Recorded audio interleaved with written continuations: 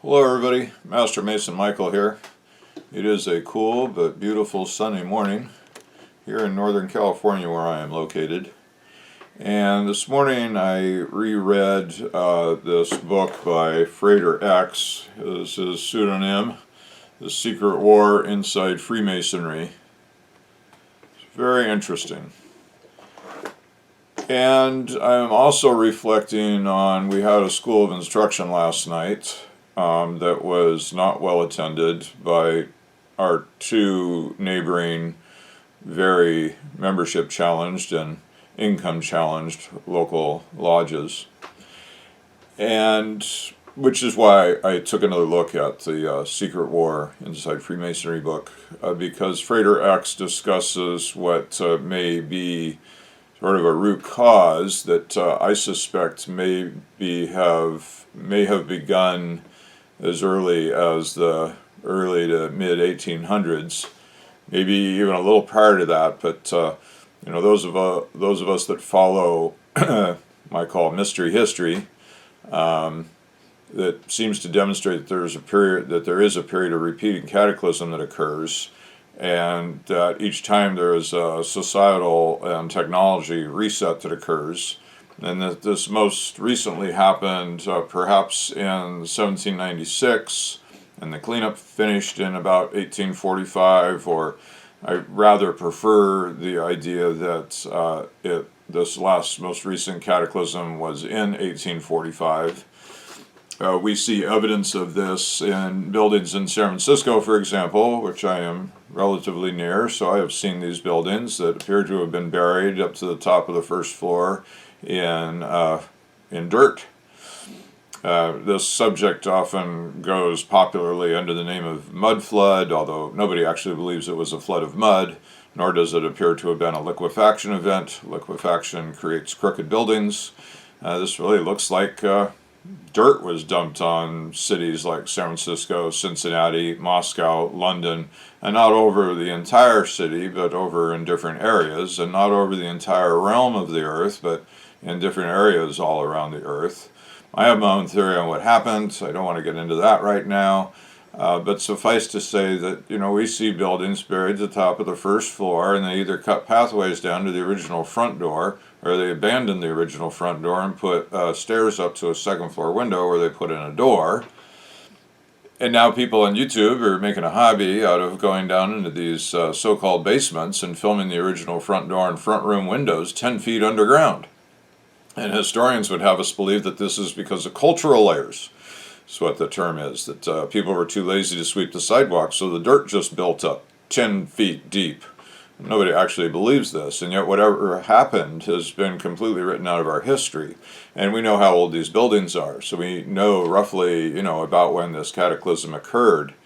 And so when we look at things in Masonry dated to this period of time, for example, the origination of the Eastern Star, which is something I want to do another video about, the supposed fellow that supposedly began Eastern Star was right at the time of this cataclysmic event.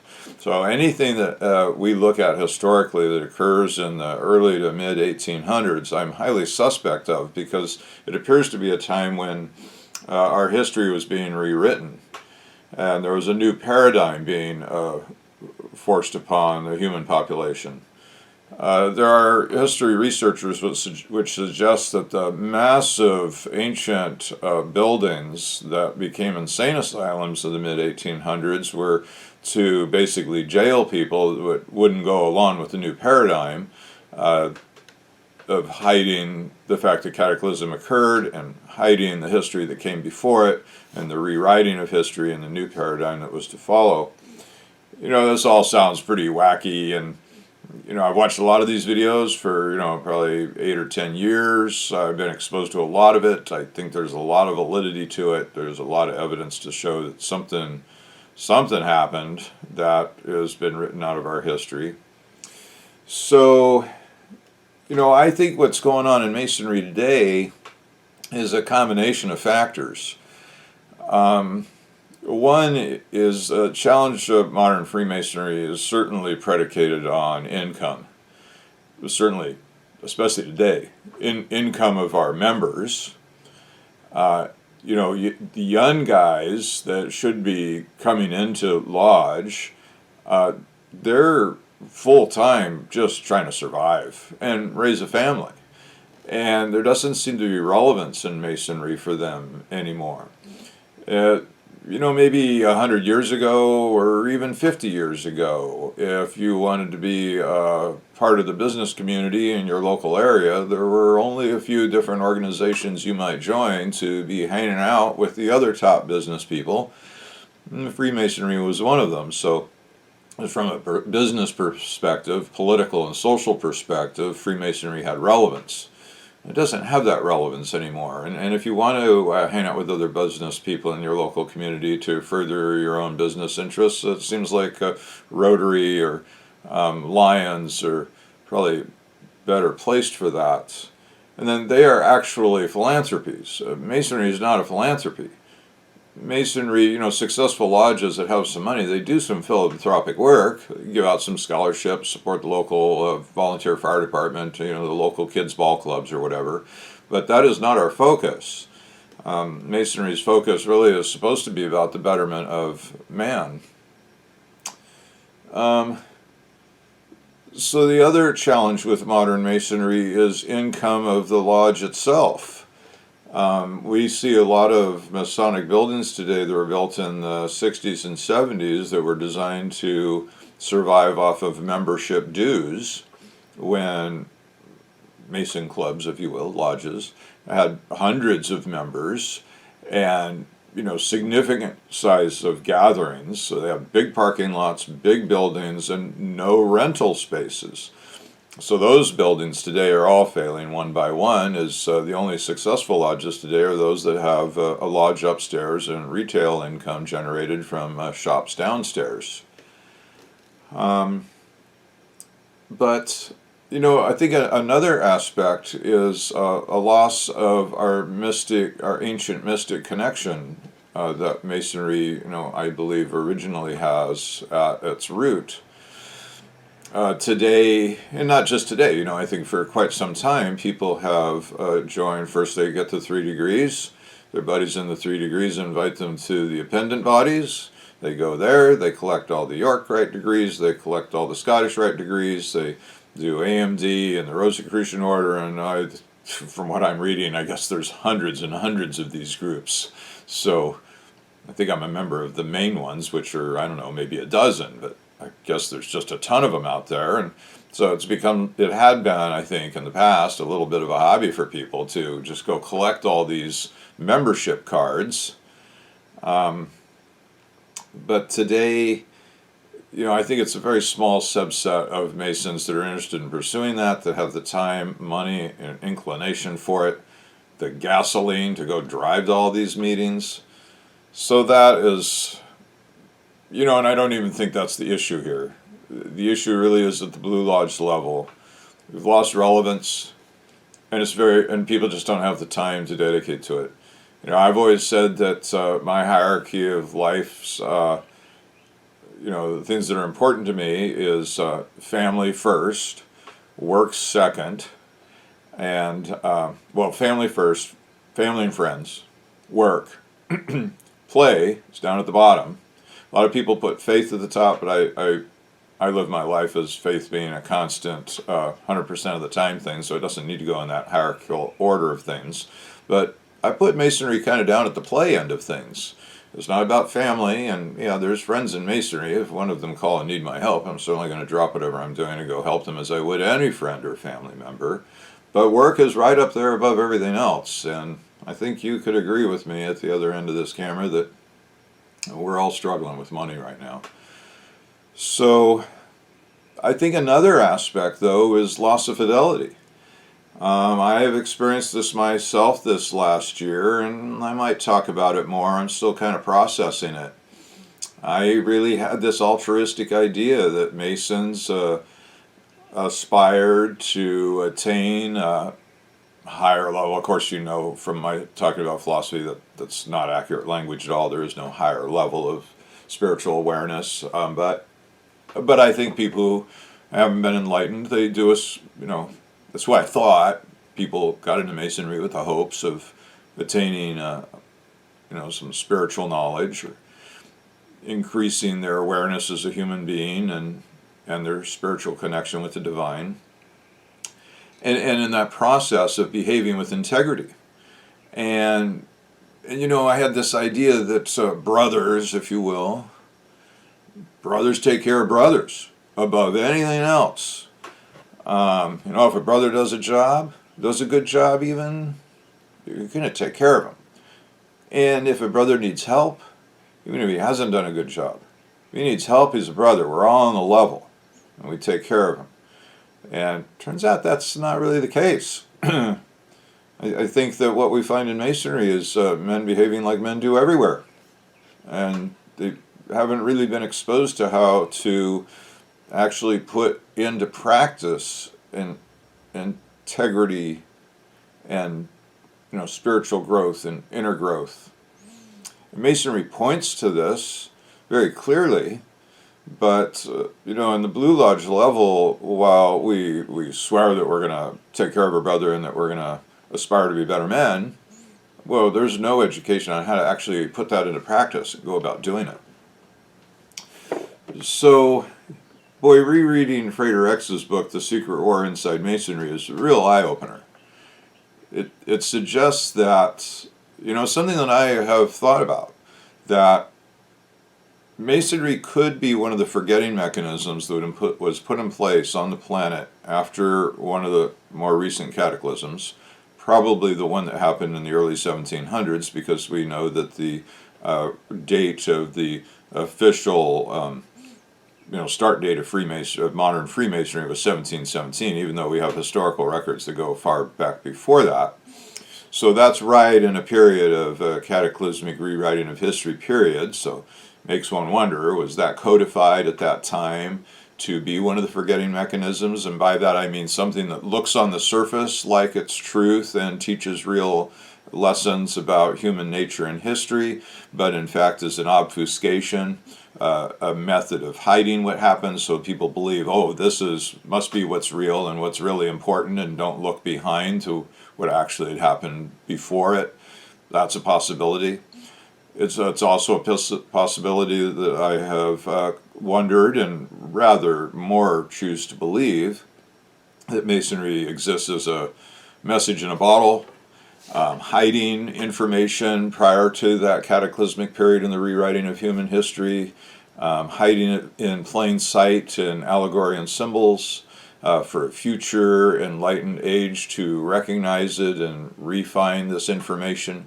Maybe information includes technology about how massive stone buildings were built.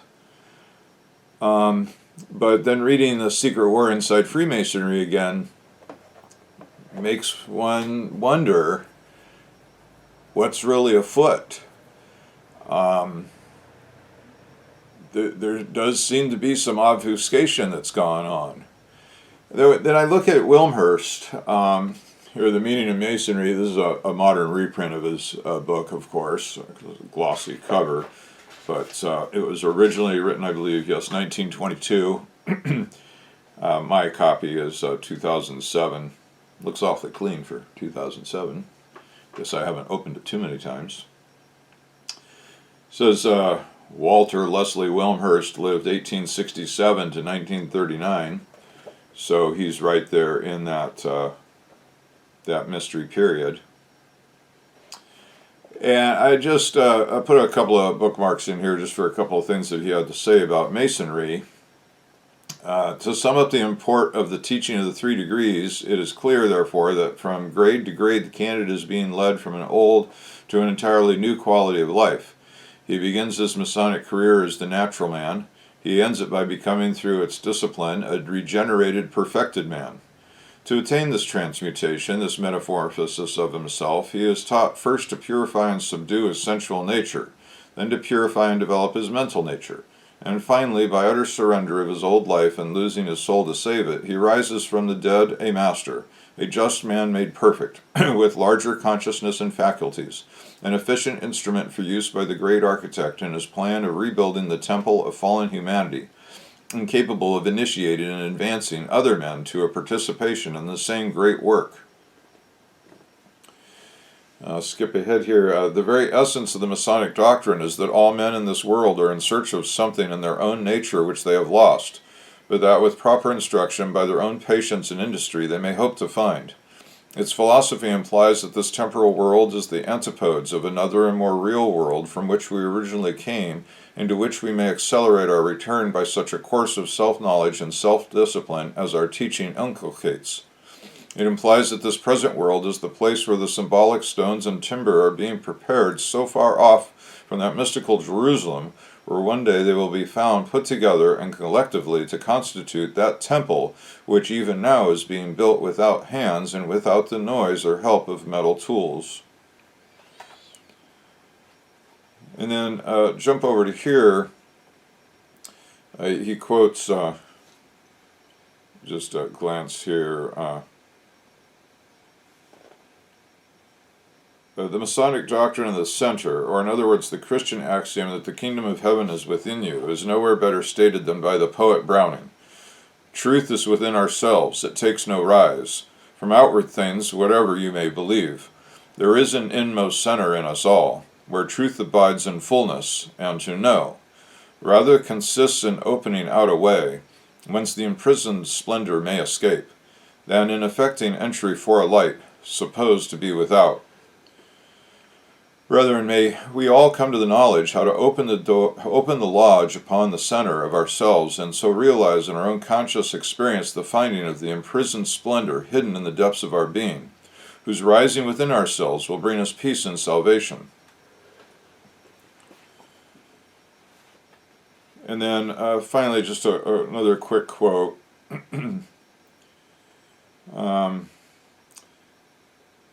The symbols of the mysteries embodied in the design of the square and circle constitute the eternal language of the gods, the same in all worlds, from all eternity. They have had neither beginning of years nor end of days. They are contemporary with time and with eternity. They are the Word of God, the divine Logos, articulate and expressed in forms of language. Each sign possesses a corresponding vocal expression, bodily gesture, or mental intention.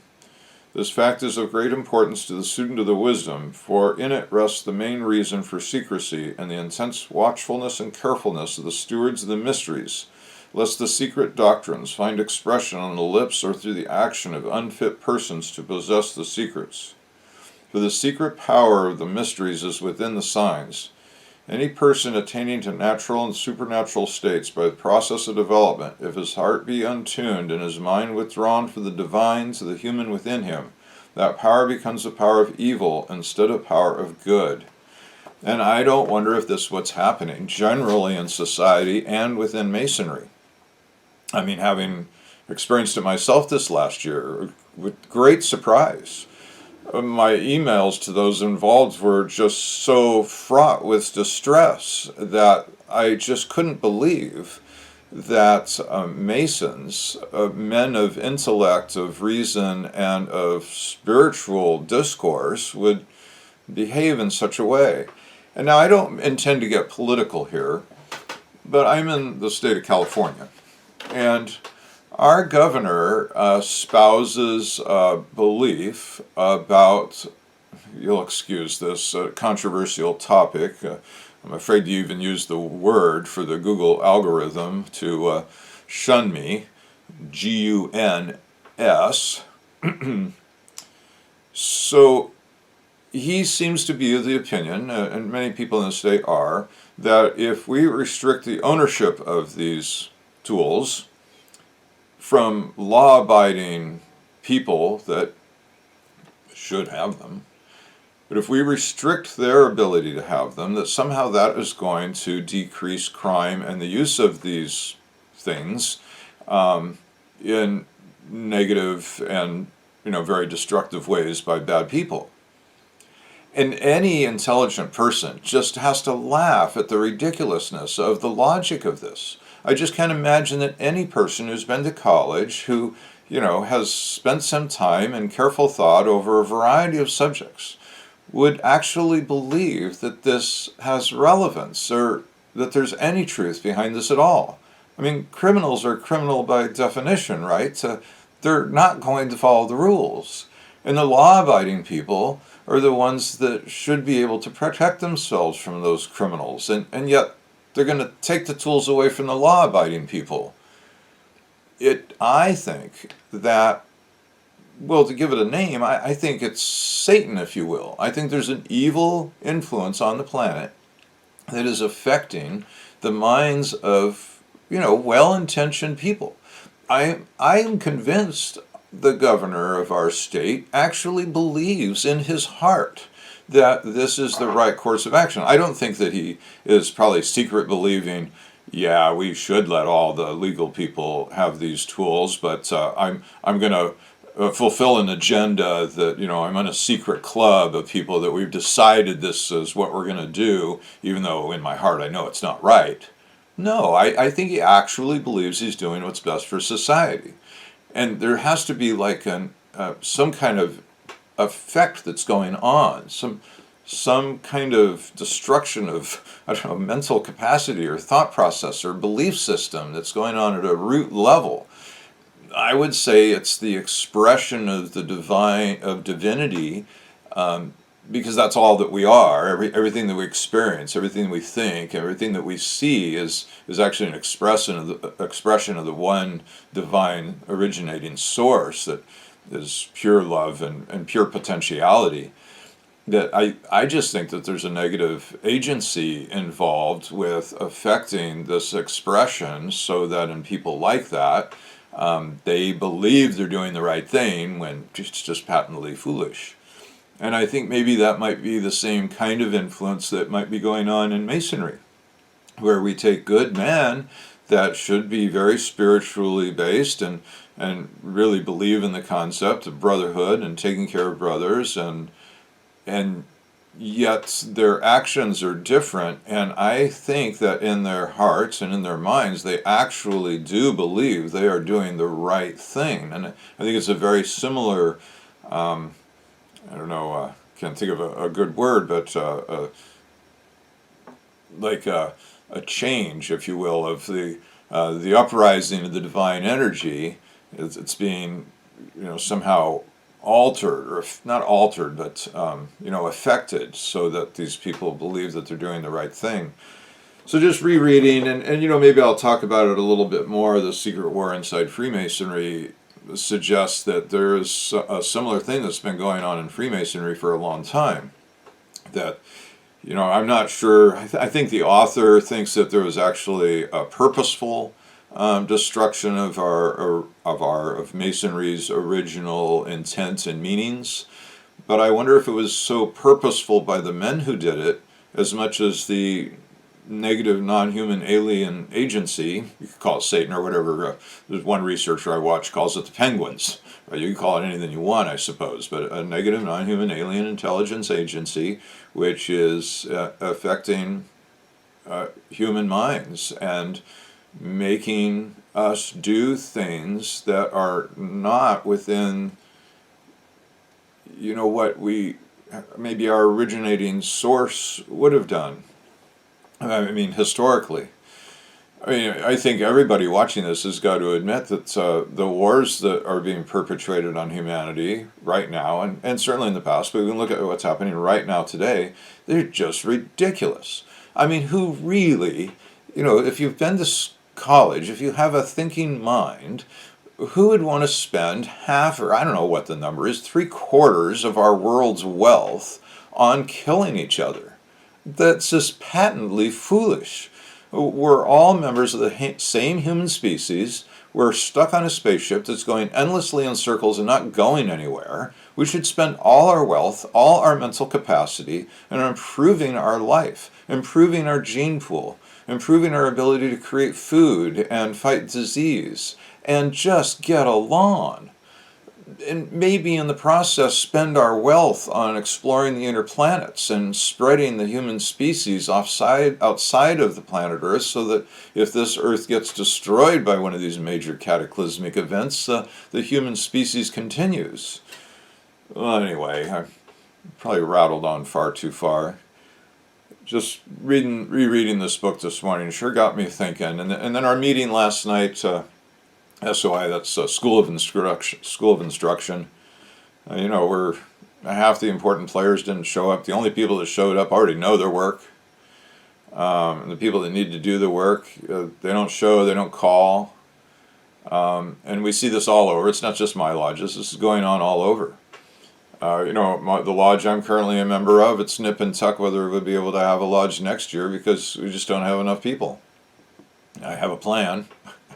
It's not the best plan, but I think I'm just going to run with what we've got and hope the big bosses in San Francisco don't notice that we don't have half the jobs happening, and just keep the lodge going. Hopefully we can attract some new people this next year and get them through degrees very quickly, and hopefully they will want to work in the lodge, in an officer position. The thing about Masonry that's different than other clubs is it's actually work. There's those of us that enjoy memorizing, enjoy history, and enjoy philosophy, enjoy spiritual pursuit, want to become better people, who enjoy that work. But I don't really know any other organization, outside of maybe a religious order, which we're not, that involves this level of work. And I think, maybe today a lot of people, they get into it and it's like, whoa, man, I got to spend an hour a day memorizing, maybe for years if I'm going to be, go through the officer line. I should show you sometime. There's a fat book of stuff I've memorized. Half-hour long lectures that I can recite by heart. It's a lot of effort to get there. Some few people enjoy it, but I think a lot of people today are like, wait a minute, I thought I was just going to give out scholarships, do good work in the community, and then they go find themselves over at Lions or Rotary, or maybe they like doing a little bit of drinking at their meetings, and then they join Moose or Elks. Not a lot of work involved there. So, Masonry has unique challenges. It's hard. It's work. Its lessons are veiled in mystic symbols that don't have any relevance today. And speaking of relevance, I'm just not sure there's a lot of relevance in Masonry for today's men that are trying to feed their family and try to buy their first house and just get the bills paid. And it's a real tough world. Anyway, I rattled on far too long. If you actually watch this, thank you very much. I'm going to keep coming back to the camera, and hopefully I find a voice that people find interesting. And if you did enjoy this, please give me a thumbs up and comment and subscribe and share and all those things that helps the YouTube algorithm. Hopefully I'll be back with something a little shorter and more concise, more well thought out soon. Thank you.